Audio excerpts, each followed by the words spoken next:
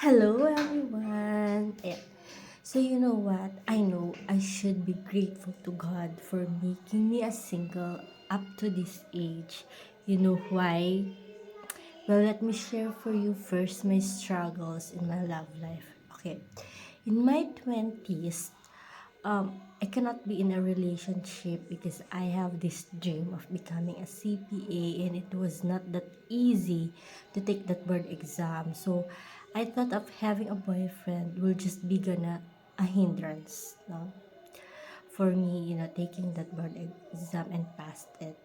So in my 20s talaga, I don't have in mind, 'di ba, to have a love life.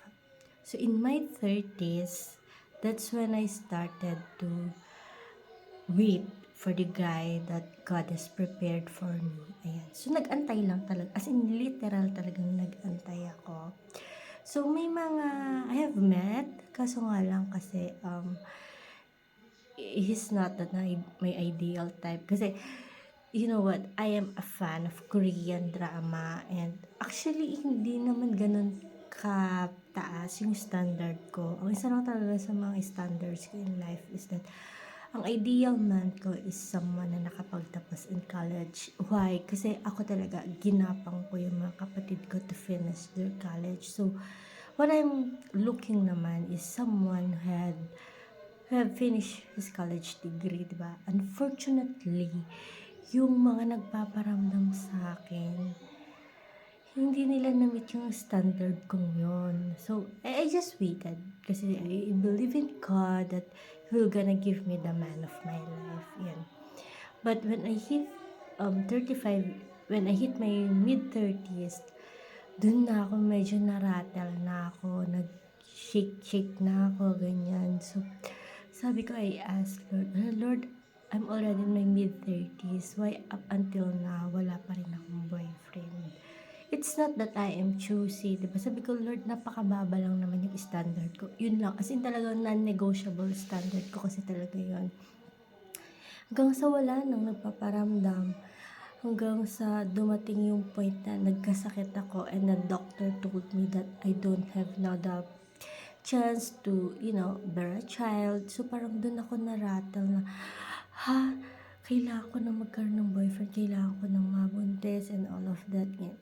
Hanggang sa I tried to do online dating, I failed twice. I entered into a relationship with them, pero it was a failure. So parang doon ko na-realize na parang pag pinilit mo palang isang bagay, kahit na even though it's within your control, kung hindi talaga pala para sa'yo, hindi ibibigay sa'yo. Gagawa't gagawa ang universe, o gagawa't gagawa si Lord ng reason for you to separate it. So, ngayon, last year, 2024, January, sabi ko kay Lord, alright Lord, I'll be still. Kasi nag-be still ako. I'm not gonna chase any man anymore. I'll just give my time for you. Grabe, I never imagined that doon na nag-start si Lord mag-work within me. Until binigyan niya ako ng clarity na this is what marriage is all about. Marriage is all about holiness, becoming holy. But it's the union of two to become holy in the eyes of God. And having a partner is not for our own benefit, but it is for God's glory. Yun pala yun. It's the meaning of partnership pala. Sabi ko, ay, ang lalim pala. So, it's not all about romance, kiligin ka. No, it's all about companionship. It's all about the two of you serving God's kingdom. Yun pala siya. So, ang saya lang because God, I'm very grateful to Him talaga that He purified my soul. He gave me the clarity of mind. So, ngayon yung heart ko sobrang payapa. And isa sa mga naging assurance ni Lord sa akin is that yung love na hinihiling mo sa isang guy, kaya kong ibigay yan sa'yo. So, I'm experiencing God's love right now, His warm embrace, His care, and most of all, His assurance that I am complete, that I don't need na matakot sa pagtanda ko kasi siya ang bahala sa akin. He is now my partner. He is my best friend.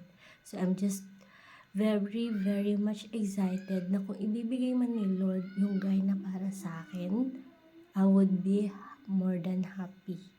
But for now, I'm already contented with God's love.